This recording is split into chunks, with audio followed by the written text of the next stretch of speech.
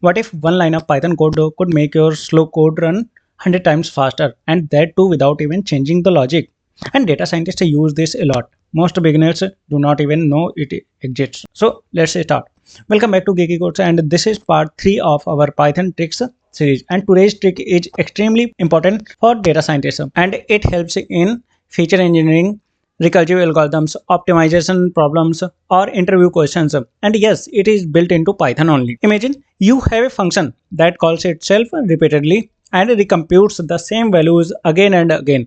And this is very common when you are implementing Fibonacci series or dynamic programming or ML processing pipelines. So now let's try to implement the Fibonacci series traditional way. To do that, we will create a function called fib, which will take input n as a number, and if n is less or equal to 1, then we will return n, otherwise we will return fib of n minus 1 plus fib of n minus 2, and now print the Fibonacci value of 10. Okay, now let me run it, and you can see the value of Fibonacci 10 is 55. Now let me try to print the time taken to calculate this value. So to do that, we will import time, and I will define start is equal to time dot time, and it will be run before our function starts running, and then I will save the time in time, that will be time dot time. Okay, and now I will print the time taken in seconds to run this code. Okay, now let me try to run it.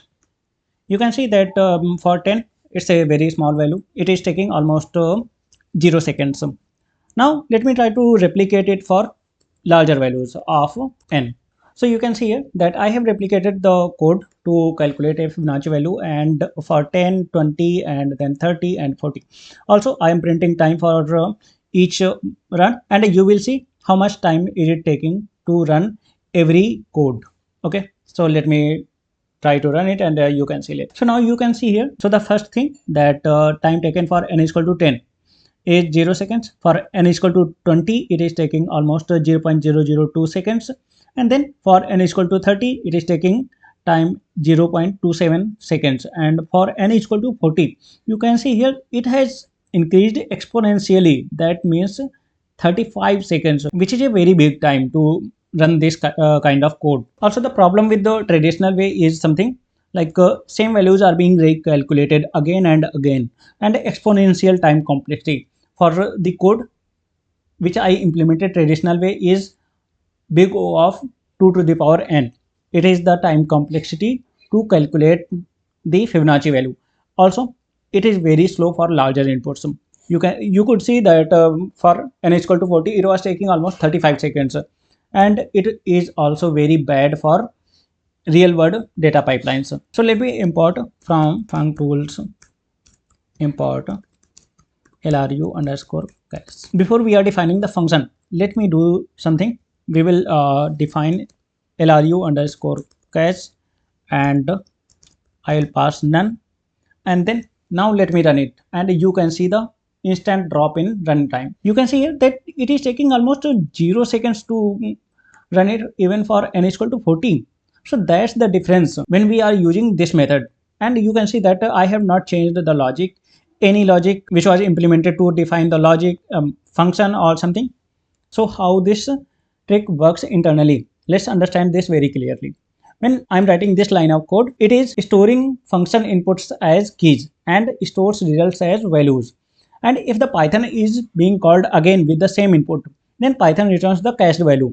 Also, function body is not executed, and this is called memoization, and time complexity drops dramatically here, and there is no logic change and huge optimization. What are real world data science examples for this kind of method?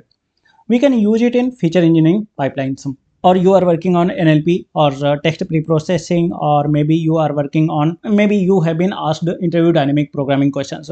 So you can implement this trick there, and interviewers are going to love this approach because it is very time efficient, and once you are done with the executing your code, you can clear your cache when needed. For example, like we have defined a function called a fib, and you can clear the cache for that, cache underscore clear, and then that's it. What it will do is that it will clear the this function or maybe calculated values for this function from the memory, and your memory will be free. So let's run this. You can see here that it is taking almost 0 seconds for all the inputs, and it is clearing the memory also. And where this trick can be used, so this trick can be used in data science pipelines or machine learning pre-processing or maybe dynamic programming optimization problems also. You can tell it to the interviewer in Python interviews and production grade systems. And also, if you know this, you look like a senior engineer, not a beginner. And if this trick saved your time or boosted your knowledge, like this video, subscribe to Geeky Codes and comment part 4 if you want more rare Python tricks. Thank you for watching and see you in next video.